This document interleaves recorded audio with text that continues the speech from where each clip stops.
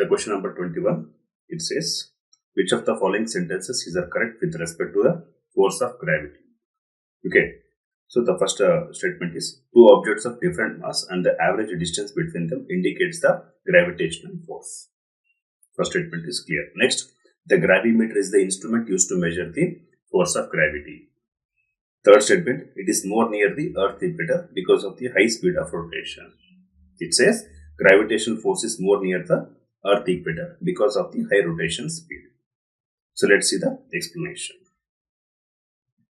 First one, we should know what is gravitational force. So gravitational force is the attractional force. So simply gravitational force equals to m1 into m2 by r square. This is the simple definition for the gravity. That means mass of one object and mass of the second object, and the relative distance between them will decide the gravitational force. Okay. So within the solar system or within the earth, we can say from the earth compared to the earth, the size of the moon or the mass of the moon is very less. So moon comes in under the gravitational influence of the earth, whereas the sun compared to the earth, sun is very largest in the solar system. It occupies almost 99.98% of the mass. So all the planets including the earth, they comes under the gravitational influence of the sun, we can say. That's why the planets are revolving around the sun and the moon-like satellites are revolving the planets. Okay. The rate of gravitational force, it depends on the distance between them. Planets like Mercury, Venus, Earth, they are very closer to sun, so they comes under the highest gravitational influence of the sun. Though in order to overcome the gravitational influence, then the revolution speed of them is very much high. The rotational speed or the revolution speed of the planets, it keeps on increasing. That means the duration keeps on increasing. Whereas when we move towards the planets, solar system, within the Mercury planet, as it is very closest to the sun, it takes hardly 88 days to complete one revolution around the sun. Whereas the Venus, it takes nearly 257 days. The Earth takes 365 days. That means as we move away from the stars which are having the highest gravity, the gravitational influence keeps on decreasing. As we move towards them, the gravitational force increases. So that is the relative distance between them.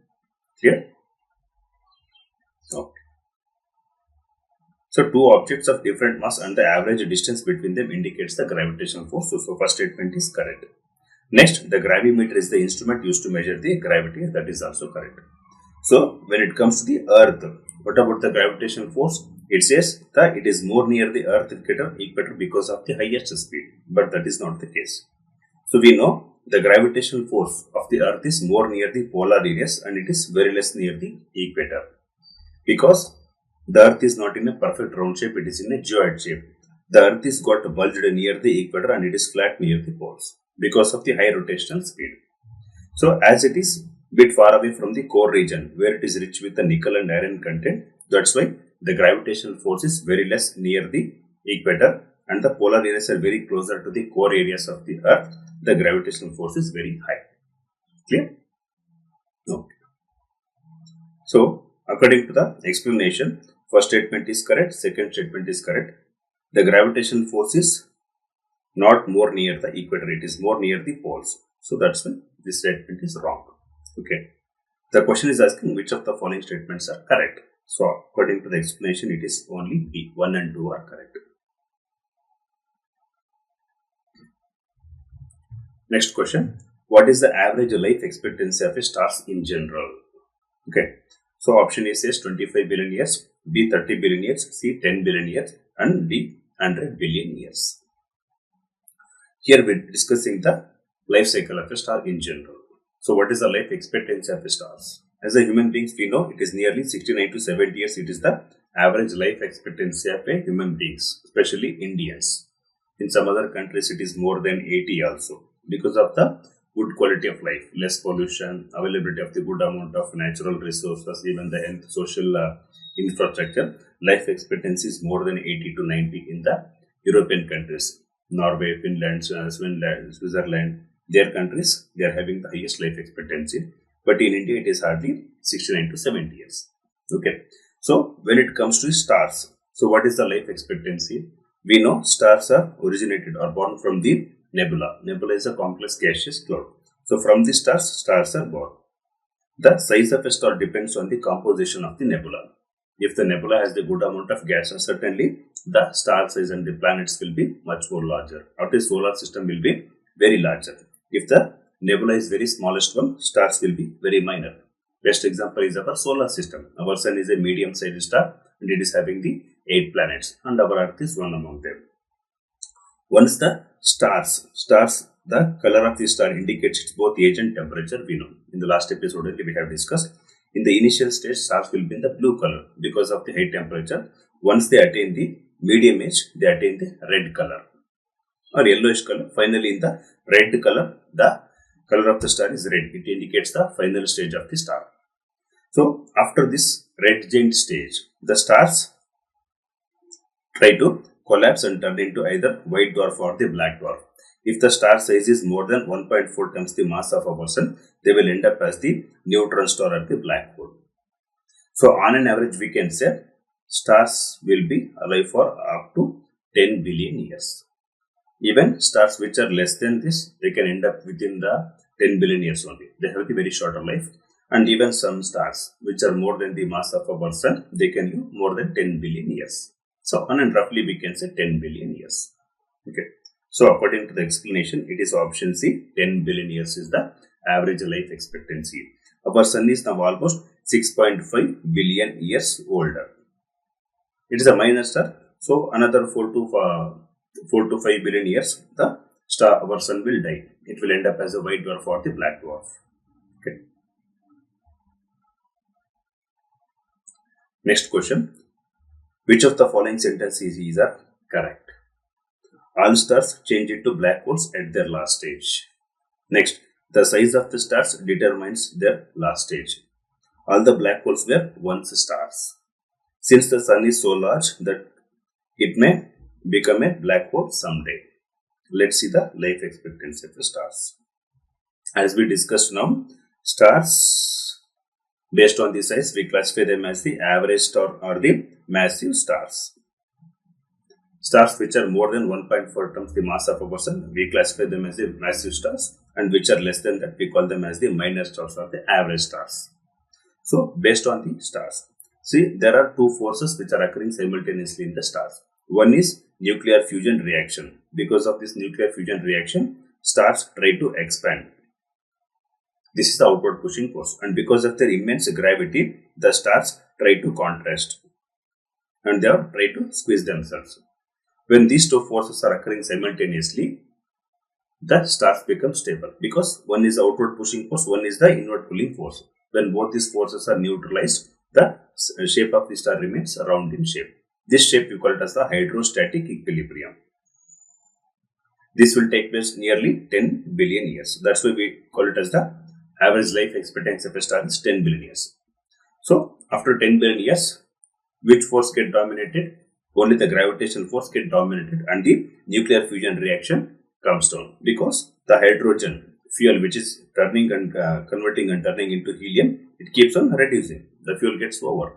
That's why the outward pushing force weakens and the inward pulling force dominates. So, at one point of time, the inward pulling force dominates and the stars try to squeeze themselves and reduce in size. So, thereby the density within the stars, it keeps on increasing. So, at one point of time, because of the excess gravity, the star turns into black hole. If it is more than 1.4 times the mass of our sun. So, that stage we call it as the black hole. This is how the black holes look. Why we call it as a black hole? Because of its excess gravity, it will not allow the light to get reflected from its surface. Even because it has lost its life cycle, self-light. Because there is no nuclear fusion reaction occurring at its core, only because of the gravity it has turned into black hole. Because of its excess gravity, it will not allow the light to reflect from its surface. It is not emitting its light, but the other stars which are emitting the light, which is falling on its surface, it is not allowing it to reflect. If at all the light gets reflected, then only we can see the stars. But because of its excess gravity, it is not allowing the light to reflect from its surface. Even it is engulfing everything. That's why we call it as the black hole. Black because we are not seeing it, and hole because it is engulfing everything which comes under its gravitational influence. That's why we call it as a black hole. So overall we can say only stars which are more than 1.4 times the mass of the sun will turn into either black hole or neutron stars. Not all the stars will turn into black holes. Clear? Okay. So according to the explanation, all stars change into black holes at their last stage. So this is the wrong statement. Next, the size of the stars determines their last stage. The minor stars will end up as the white dwarf or the black dwarf. Best example is our sun. It will end up as a white dwarf or the black dwarf. Okay. This statement is also correct. First statement is wrong. Next, all the black holes were once stars. It is totally correct. All the stars were once, all the black holes were once stars, but all the stars will never turn into black holes. So this is the contradictory for the first statement. Okay. So all the black holes were once stars. It is true. Since the sun is so large that it too may become a black hole. No, this is the wrong statement. Because according to the Chandrasekhar limits, it says any star which is more than 1.4 times the mass of our sun can turn into black hole. Our sun is a very minor star. It is not a larger star or a major star. So fourth statement is incorrect. The question is demanding which statement is correct. So first statement is wrong, second statement is correct, and the third statement is also correct. So 1 and 4 are incorrect. It is asking correct, that means 2 and 3. So option 2 and 3 is correct. Option E.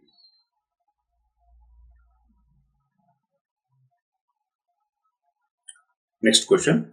The speed of light per second. What is the speed of light? So option A says 5 lakhs km per second, B 8 lakhs km per second, C 3 lakhs km per second, and D 4 lakhs km per second. We know light travels at a speed of nearly 3 lakhs km per second. Okay. See, compared to Earth and Moon, it is hardly, distance is 1.3 light seconds. The light is used to measure the distance between the celestial bodies because they are very far away from each other. That's why we cannot measure them in the kilometers. We use the speed of the light. So in the light seconds, we can say it is 1.3 light seconds. That is hardly 4 lakhs kilometers. Light travels at a speed of 3 lakhs kilometers per second. The distance between sun and Earth and Moon is 4 lakhs. That's why it takes hardly 1.3 light seconds. Next, from the Earth to Sun, it is 8 light minutes, we can say. Next, Earth to Mars, it is 12.7 light minutes. This is how it takes. Okay. So the speed of light is 3 lakhs kilometers per second. Yeah. The light, 1 light year is equals to 9.461 into 10 to the power of 12 kilometers. We should clear. That is the same question. So I explained it earlier.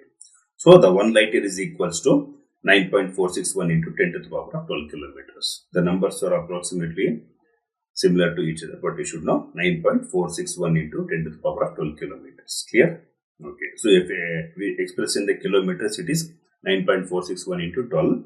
If we express in the meters, it is 9.461 into 10 to the power of 15. If we express in the miles, it is 5.879 into 10 to the power of 12 miles. That is 1 light year. So what is 1 light year? The distance traveled by light in 1 year duration. That is called as the light year. Light travels at a speed of 3 lakhs kilometers per second, we know. For 60 seconds, it is 1 minute. For 60 minutes, it is 1 hour. For 24 hours, it is 1 day. For 365 days, it is 1 year. So with this duration, what is the distance traveled by light in 1 year duration? That is called as the light year. Yeah? So light year refers to distance, not the duration. Usually the word year indicates the duration, but here the light year indicates the distance between celestial bodies, or the distance traveled by light in 1 year duration is called as the light year. So you should know it is a measurement of duration. Sorry, it is a measurement of the distance, but not duration. Clear?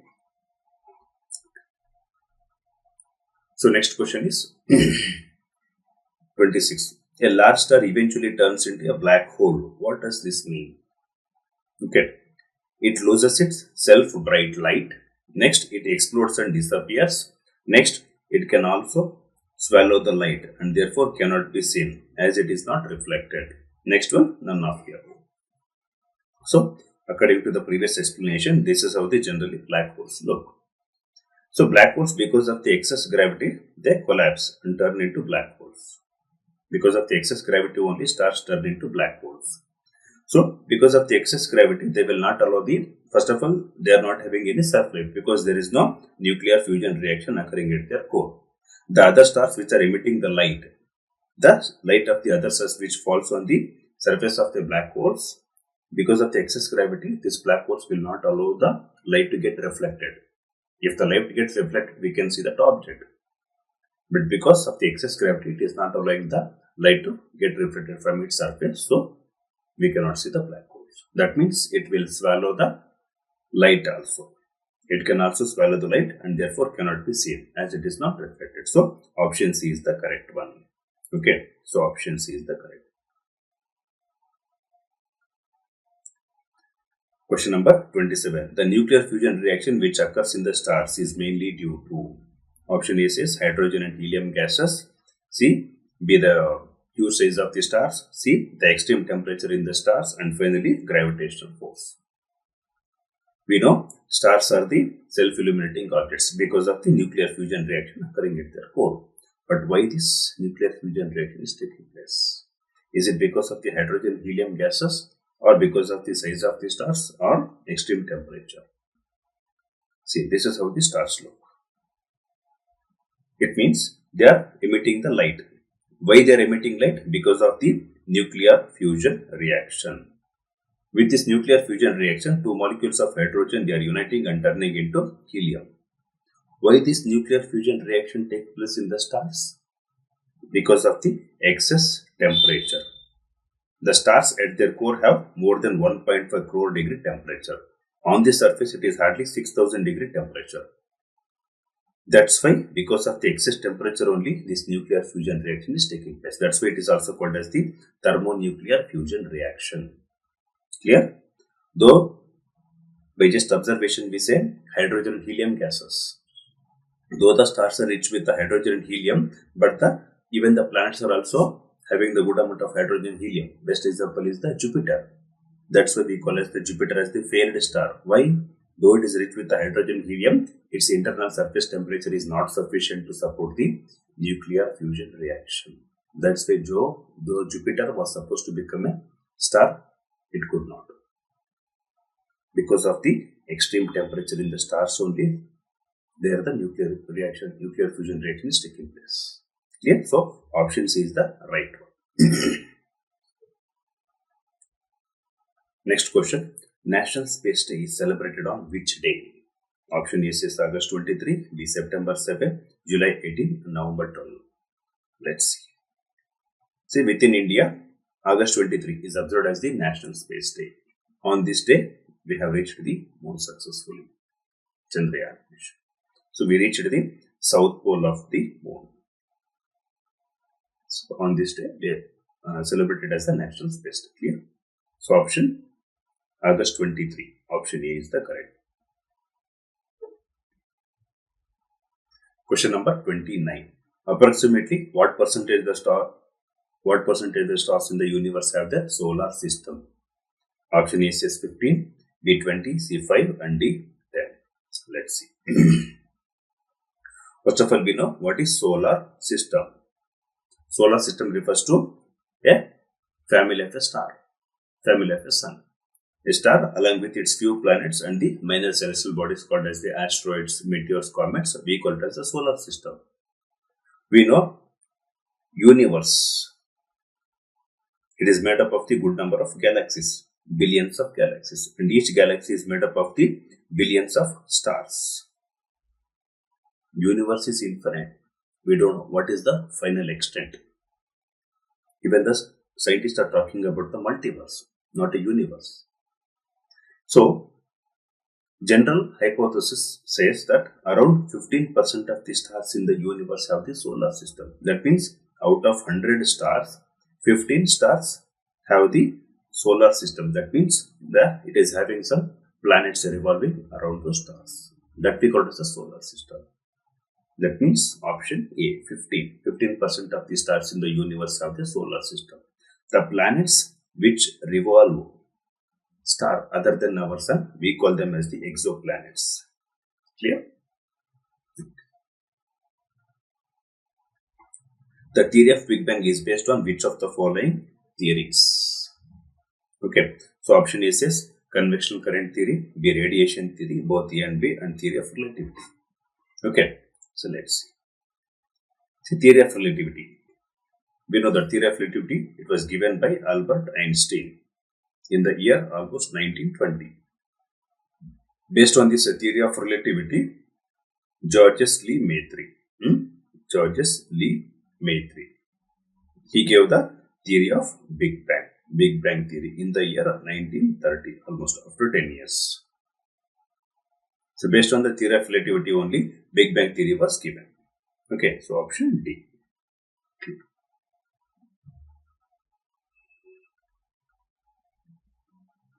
Whereas the convectional current theory, it is related to movement of the plate tectonics, and radiation theory, it is related to the convectional currents only.